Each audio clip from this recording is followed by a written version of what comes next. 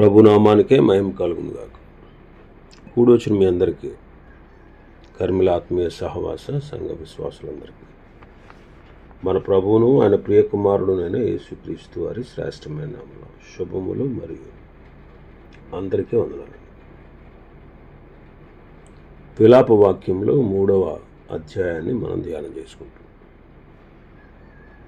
విలాప వాక్యములు 3వ అధ్యాయం. ఇందులో ముఖ్యాంశం ఏంటంటే దేవుని కృప. దేవుని కృప. ప్రభు వారికి శిక్ష విధించాడు. వారికి నిరీక్షణ కలిగించే విధంగా తన కృపను వారి ఎడల ప్రత్యక్షపరిచారు. ఇందులో భాగంగానే 22 వచనాలు మనం ధ్యానం చేసుకున్నాం. 23వ వచనాన్ని చదువుదాం. అనుదినము నూతనముగా ఆయనకు వాత్సల్యత పుట్టుచున్నది. నీవు ఎంతైనా నమ్మదగిన వాడవు. అనుదినము నూతనముగా ఆయన వాత్సల్యత పుట్టుచున్నది.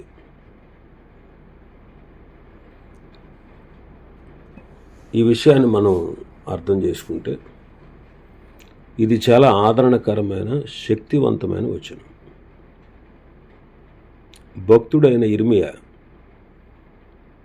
కటిక చీకటిలో అంటే శ్రమల మధ్యలో ఉండి దేవుని యొక్క నమ్మకత్వాన్ని గుర్తు చేసుకుంటున్నాడు. అనుదినము నూతనముగా ఆయనకు వాత్సల్యత పుట్టుచున్నది అంటున్నాడు. నీవు ఎంతైనా నమ్మదగిన వాడవు అంటున్నాడు. అనుదినము నూతనముగా ప్రతిరోజు మనం క్రొత్త సవాళ్ళను ఎదుర్కొంటాం. అలాగే దేవుడు మనకిచ్చే కృప కూడా, ఆయన వాత్సల్యత కూడా ప్రతిదినం నూతనంగానే ఉంటుంది. ప్రతిదినం దేవుడు సరికొత్త కృపను వాత్సల్యను అనుగ్రహిస్తాడు. దేవుని కనికరం ఎప్పుడు కూడా పాతబడదు. ఆయన ప్రేమ సూర్యోదయంలాగా ప్రతి ఉదయం మన జీవితాల్లో ఒక క్రొత్త ఆశను నింపుతుంది. ఇర్మియా ఈ మాటలు రాస్తూ ఉన్నప్పుడు ఇశ్రాయేలీయులు గొప్ప నాశనాన్ని, బానిసత్వాన్ని అనుభవిస్తున్నారు. అంతటి బాధలో కూడా మనము నిర్మూలము కాకపోవుట దేవుని కృపా కటాక్షము అని అంటారు. మరి మనం చేసిన తప్పులకు మనకు శిక్ష రావాల్సి ఉన్న ఆయన తన కనికరాన్ని, వాత్సల్యతను, ఆ వాత్సల్యత ద్వారా మనల్ని కాపాడుతూ ఉన్నాడు. అందుకే నీవు నమ్మదగిన వాడవు అంటున్నాడు. మనుషులు పరిస్థితులను బట్టి మారచ్చు, కానీ దేవుడు మారడు. ఆయన మహానమ్మకస్తుడు. మనము నమ్మదగని వారము. అలా ఉన్న ఆయన నమ్మదగిన వాడుగానే ఉన్నాడు. చీకటి రాత్రి తర్వాత ఉదయం వస్తుంది. అది నిశ్చయం అన్నమాట, దేవుడి ఏర్పాటు అది. అలాగే మన కష్టాల తర్వాత కూడా దేవుని సహాయం రావడం అనేది కూడా అంతే నిశ్చయం. ఈ వచనం మనకిచ్చే గొప్ప సందేశం ఏంటంటే, గతం గతించిపోయింది. నిన్నటి బాధలు, నిన్నటి తప్పులు నేటి దినాన దేవుని యొక్క వాత్సల్యతను ఆపలేవు. ప్రతి ఉదయం దేవుడు మనకు ఒక క్రొత్త ఆరంభాన్ని ఇస్తాడు. చూడండి, దేవుని నమ్మకత్వం మన పరిస్థితి మీద ఆధారపడి లేదండి. దేవుని నమ్మకత్వం మన పరిస్థితుల మీద ఆధారపడి లేదు. అది ఆయన స్వభావం మీద ఆధారపడి ఉంటుంది. కాబట్టి మనం ప్రతిదినం ఆయన నమ్మకత్వాన్ని బట్టి అనుదినము నూతనముగా ఆయన మనకు వాత్సల్యతను పుట్టిస్తున్నాడు. కాబట్టి అనుదినము మన జీవితాన్ని నూతనపరుస్తున్నాడు. కాబట్టి దీనికి గల కారణం ఆయన కృపా బాహుళ్యమే, ఆయన నమ్మకత్వమే. మనము నమ్మదగిన వారము కాకపోయినా ఆయన నమ్మదగిన వాడు అనే విషయాన్ని ఈ వచనం మనకి ఇక్కడ నేర్పిస్తూ ఉంది. ఇంకా మనం చూస్తే 24-25 వచనాలు. 24వ వచనం, యెహోవా నా భాగమని నేను అనుకొనుచున్నాను, ఆయన యందు నేను నమ్మిక ఉంచుకొనుచున్నాను. యెహోవా నా భాగమని నేను అనుకుంటున్నాను.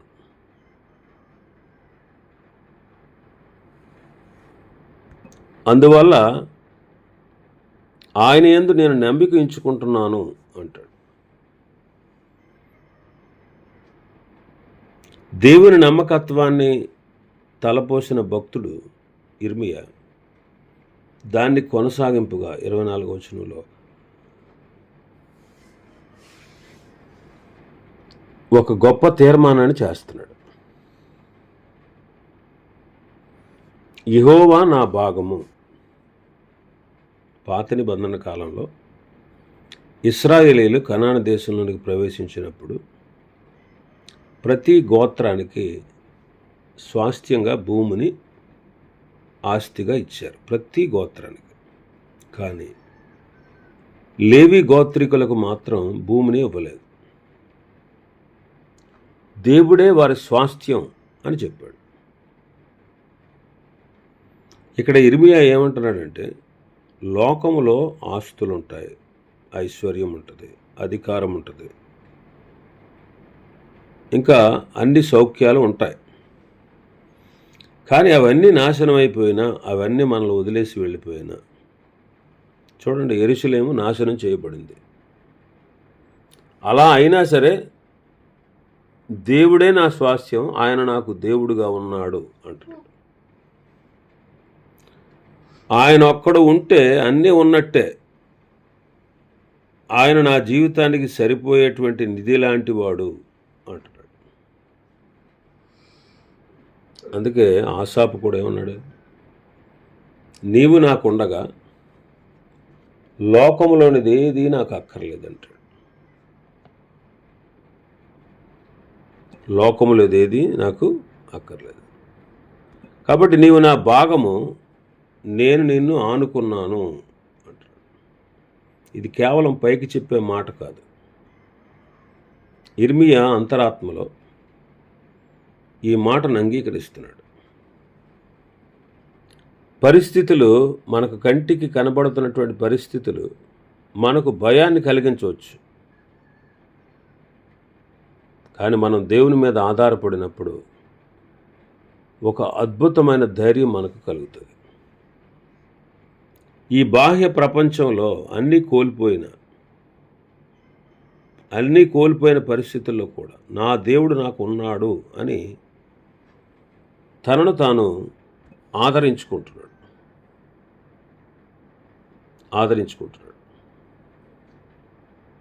ఆయన యందు నేను నమ్మిక ఉంచుకొని ఉన్నాను అంటున్నాడు. నేను ఆయన యందు ఆశ నిలుపుకొని ఉన్నాను. దేవుడే నా ఆస్తి, దేవుడే నా భాగం అని అర్థం చేసుకున్నప్పుడు సహజంగానే మన నిరీక్షణ మనుషుల మీద కాకుండా దేవుని మీదకు మళ్ళుతుంది.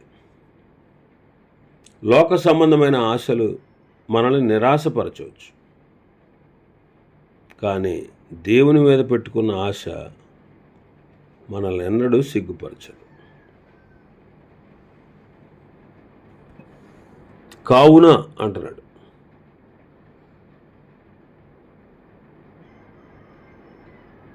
ఆయన యందు నేను నమ్మిక ఉంచాను. లోక సంబంధమైనటువంటి ఆశలు మనల్ని నిరాశపరుస్తాయి. కానీ దేవుని మీద మనం పెట్టుకున్న ఆశ మనల్ని ఎప్పుడూ సిగ్గుపరచదు. దేవుడు నమ్మకస్తుడు కాబట్టి, ఆయనే నా స్వాస్థ్యం కాబట్టి నేను ధైర్యంగా ఆయన మీద నిరీక్షణ కలిగి ఉన్నాను అంటున్నాడు. మనం ఏదైనా కోల్పోయినప్పుడు లేదా ఒంటరిగా ఉన్నప్పుడు ఈ వచనం మనకు ఎంతో ధైర్యాన్ని ఇస్తుంది. లోకం మనకు ఏమీ ఇవ్వలేకపోయినా సృష్టికర్త అయిన దేవుడే మన పక్షాన ఉంటే మనకు ఏ కొదువ ఉండదు. కాబట్టి గమనించండి, లోకంలో ఉన్నటువంటి వస్తువులు తాత్కాలికం, కానీ దేవుడు శాశ్వతమైన భాగం. ఆయనను కలిగిన వాడు దేనికి భయపడాల్సిన అవసరత లేదు. ఇంకా మనం చూస్తే 25వ వచనం మన భాగంలోకి వస్తే, తన్ను ఆశ్రయించు వారి ఎడల యెహోవా దయాళుడు, తన్ను వెదకు వారి ఎడల ఆయన దయచూపువాడు. ఆశ్రయించువారు, వెదకువారు, ఆయన నమ్ముకునేవారు, ఆయనను వెదకేవారు. ఈ వచనంలో దేవుని నుండి మనం మేలు పొందడానికి ఉండాల్సిన 2 ముఖ్యమైన లక్షణాలు మనం చూస్తున్నాం. మొదటిది తన్ను ఆశ్రయించువారు, రెండవది తన్ను వెదకువారు. 23-24 వచనాల్లో దేవుని నమ్మకత్వాన్ని, ఆయనే నా స్వాస్థ్యం అని ప్రకటించిన భక్తుడు మరి 25వ వచనంలో ఒక సత్యాన్ని బయలుపరుస్తున్నాడు. ఏంటంటే దేవుని నుండి మేలు పొందడానికి ఉండాల్సినటువంటి 2 ముఖ్యమైన లక్షణాలు మనం చూస్తాం. ఒకటి, ఇక్కడ ప్రభువుని నమ్మడం, ప్రభువుని ఆశ్రయించడం అంటే నమ్ముకోవడం అనమాట. నమ్మడం అంటే ఇక్కడ కనిపెట్టుకొని ఉండడం అంటే ఓపిక అన్నమాట. ఓపిక అవసరం. మన ప్రార్థనలకు కొన్నిసార్లు వెంటనే జవాబులు రానప్పుడు నిరాశ చెందకుండా దేవుడు తగిన సమయంలో చేస్తాడనేటువంటి ఆ ఓపిక మనకు కావాలి. పరిస్థితులు గందరగోళంగా ఉన్నా సరే దేవుడు తప్పకుండా కార్యం చేసి తీరతాడు అనే గట్టి నమ్మకంతో మనం నిలబడాలి. ఎందుకంటే దేవుడు తన సొంత సమయంలో తన పద్ధతిలో మనకు సహాయం చేస్తాడు. ఆయన నమ్మేవారికి ఆయన మేలు చేస్తాడు. ఆ విషయాన్ని దాన్ని మనం పొందుకోవడానికి ఓపిక అవసరం. రెండవది ఆయన వెదకడం. మొదటిది ఆయన ఆశ్రయించడం, రెండవది ఆయన్ను వెదకడం. దేవుని సహాయం కోసం మాత్రమే కాదు, దేవుని కోసం వెదకడం. మనం చూడండి, చాలాసార్లు ఏదో అవసరం వచ్చినప్పుడు మాత్రమే దేవుణ్ణి వెతుకుతాం. అవసరం వచ్చినప్పుడు. మరి మనం అలా కాకుండా, అవసరం వచ్చినప్పుడు మాత్రమే కాకుండా హృదయపూర్వకంగా ఆయన సన్నిధిని కోరుకోవాలి. ఆయన చిత్తాన్ని మనం కోరుకోవాలి. ఆయనతో మనం సంబంధాన్ని కలిగి ఉండాలి. ప్రార్థన ద్వారా, వాక్యము ద్వారా, సహవాసం ద్వారా ఆయనను వెదకడం. ఎవరైతే లోకపు సలహాల కంటే, లోకపు సహాయం కంటే, లోకస్తుల కంటే దేవుని ముఖాన్ని ఎక్కువగా ఎవరైతే వెతుకుతారో ఆయన వారి ఎడల తన ప్రేమను, కృపను వెల్లడిపరుస్తాడు. ఎందుకంటే ఆయన మేలు చేసేవాడు. ఆయన స్వభావం మేలు చేసే స్వభావం. అందరికీ ఉపకారి అని మనం చదువుతాం. మరి అందరికీ ఉపకారం చేసేటువంటి దేవుడు ఆయన నమ్ముకున్న వారికి ఎన్నడూ కీడు చేయడు. మనకు ఏది అవసరమో, ఏది శ్రేయస్కరమో ఆయనకు తెలుసు. శ్రమల మధ్యలో ఉన్నప్పుడు కూడా మనం ఆయన కోసం కనిపెడితే ఆ శ్రమను కూడా మన మేలు కొరకే ఆయన మారుస్తాడు. ఈ వచనం మనకు నేర్పించేది ఏంటంటే, దేవుని సహాయం కోసం మనం తొందరపడకూడదు.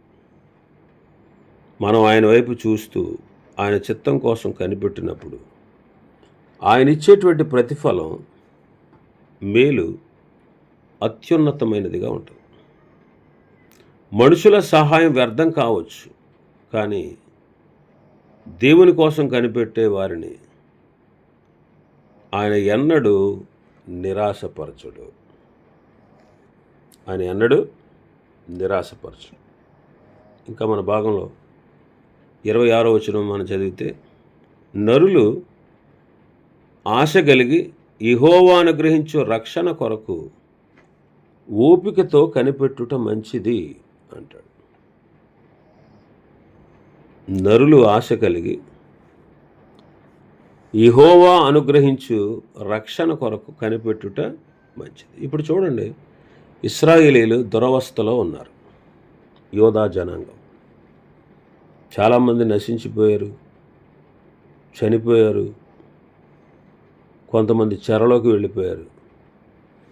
బీదలు మాత్రమే అక్కడ మిగిలారు. ఇక్కడ వాళ్ళు ఈ పరిస్థితుల్లో ఏం చేయాలి? ఈ పరిస్థితుల్లో కూడా శిక్షించిన తర్వాత కూడా దేవుడు వారిని రక్షించి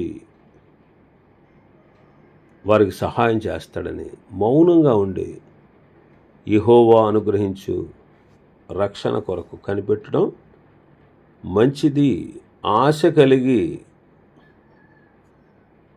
మౌనంగా ఉండి ఆశ కలిగి దేవుడు అనుగ్రహించు రక్షణ కొరకు ఓపికతో కనిపెట్టడం మంచిది. అంటే కొన్నిసార్లు మనకు కలిగినటువంటి పరిస్థితుల్లో మనం ఫిర్యాదులు చేస్తాం. మౌనంగా ఉండడం, ఆశ కలిగి ఉండడం అంటే ఆయన చేస్తాడు, ఆయన రక్షిస్తాడు అనేటువంటి ఆశ కలిగి ఉండడం అంటే, కష్టం వచ్చినా ఇలా నాకే ఎందుకు ఇలా జరిగింది అని కొన్నిసార్లు మనం ఏం చేస్తాం?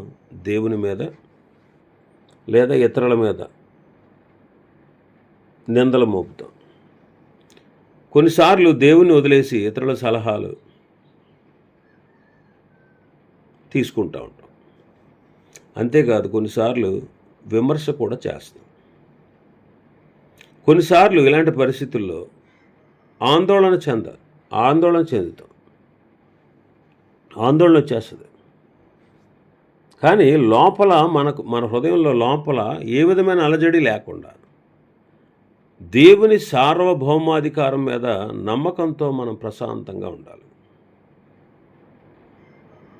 మన సొంత తెలివితేటలతో సమస్యను పరిష్కరించుకొనుటకు పరిగెత్తకుండా దేవుని స్వరం వినడానికి మనం సిద్ధపడాలి. అందుకే యెహోవా అనుగ్రహించు రక్షణ అంటాడు. అసలు రక్షణ ఎవరు అనుగ్రహిస్తారు? యెహోవా అనుగ్రహిస్తాడు. రక్షణ అనేది యెహోవా అనుగ్రహం. రక్షణ నీ స్వప్రయత్నాల వల్ల నువ్వు పొందుకునేది కాదు, దేవుడు కలగజేసేది. కాబట్టి మన పోరాటం కంటే దేవుని కార్యం శక్తివంతమైనది. మనం మౌనంగా ఉన్నప్పుడు దేవుడు మన పక్షాన యుద్ధం చేస్తాడు.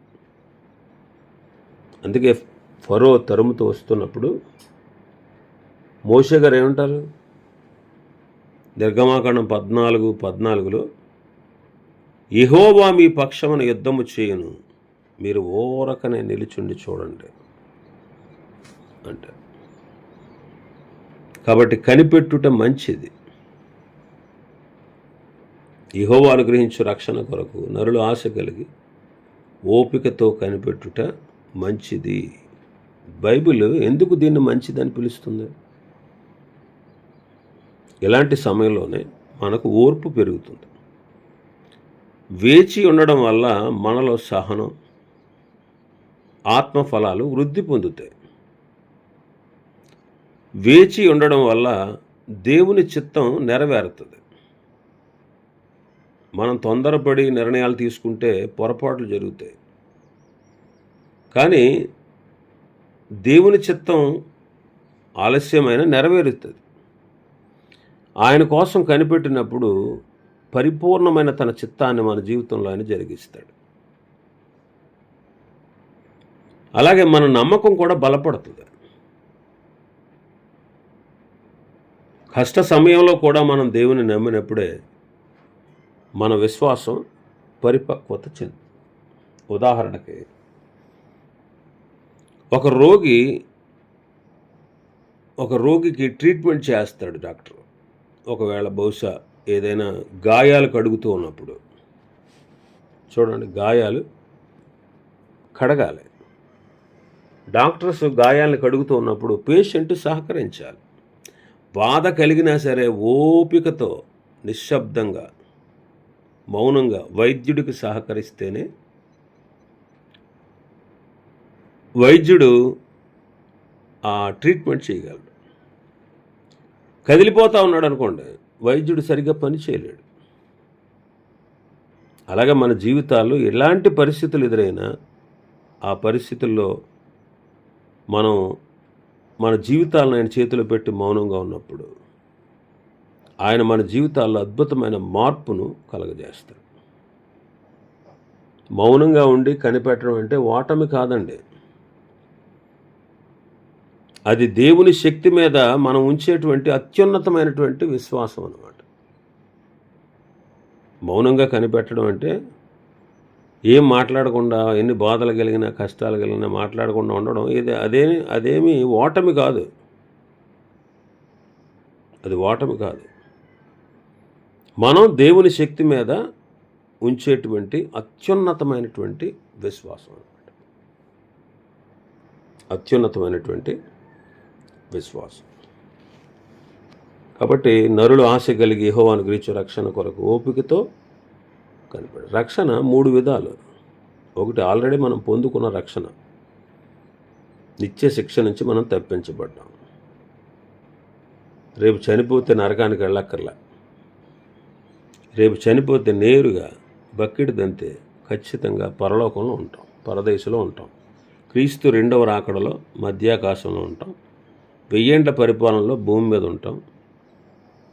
ధవళ సింహాసనపు తీర్పు దగ్గర ఉంటాం.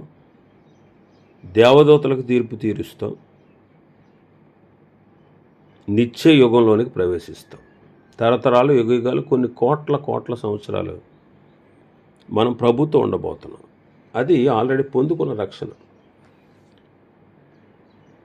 పొందుచూ ఉన్న రక్షణ అంటే వర్తమాన కాల రక్షణ అనమాట. ఎందుకంటే అనుదినము దినదినము పాపపు శక్తి మనల్ని అదుపు చేయడానికి చూస్తుంది. అనుదినం పాపపు శక్తి మనల్ని అదుపు చేస్తుంది. మళ్ళీ పాపంలో పడేటట్లు, దేవునికి వ్యతిరేకంగా నడిచేటట్లు పాపపు శక్తి మనల్ని కంట్రోల్ చేస్తూ ఉంటుంది. దాన్ని విడుదల అంటాడు. దేవుడు ప్రతిదినం నిన్ను ఆ పాపపు అదుపులో నుంచి, శక్తిలోంచి విడిపిస్తాడు. 3వది భవిష్యత్తు కాల రక్షణ. అదేంటంటే అసలు పాపమే లేని, పాప సన్నిధే లేని పరలోకంలోనికి నేను తీసుకుపోతాడు. దాన్ని విమోచన అంటారు. కాబట్టి రక్షణ పొందుటలో 3 మెట్లు. ఒకటి రక్షణ, 2వది విడుదల, 3వది విమోచన. నీతిగా తీర్చబడడం, పరిశుద్ధంగా జీవించడం, పరిశుద్ధతలోనికి పరిపూర్ణతలోనికి రావడం, పరిశుద్ధత ద్వారా పరిపూర్ణతలోకి రావడం, మహిమపరచబడడం. రక్షణలో ఈ 3 భాగాలు ఉంటాయి. కాబట్టి మనం ప్రభు అనుగ్రహించే రక్షణ కడవరి కాలమందు బయలుపరచుటకు సిద్ధముగా ఉన్న రక్షణ అంటాడు పౌలు గారు. కాబట్టి ఆ రక్షణ మనకు సమీపంగా ఉంది. కాబట్టి మనం రక్షణ పొందాం, విడుదల పొందుతున్నాం, భవిష్యత్తులో విమోచించబడతాం, పాపము లేని పరలోకానికి తీసుకువెళ్ళబడతాం, పాప సన్నిధే లేని పరలోకానికి మనం వెళతాం. అట్టి స్థితిని దేవుడు విశ్వాసము ద్వారా మాత్రమే అనుగ్రహిస్తాడు. క్రియల వల్ల కాదండి, కేవలం విశ్వాసం వల్ల. ఇంకా చాలా విషయాలు ఈ అధ్యాయంలో ఉన్నాయి. ప్రభు చిత్తమైతే రేపు దినం మరికొన్ని విషయాలు ధ్యానం చేసుకుందాం. దేవుడి వర్తమాన వాక్యాన్ని మన వెనుకడిలో ఆశీర్వదించును గాక. ఆమేన్.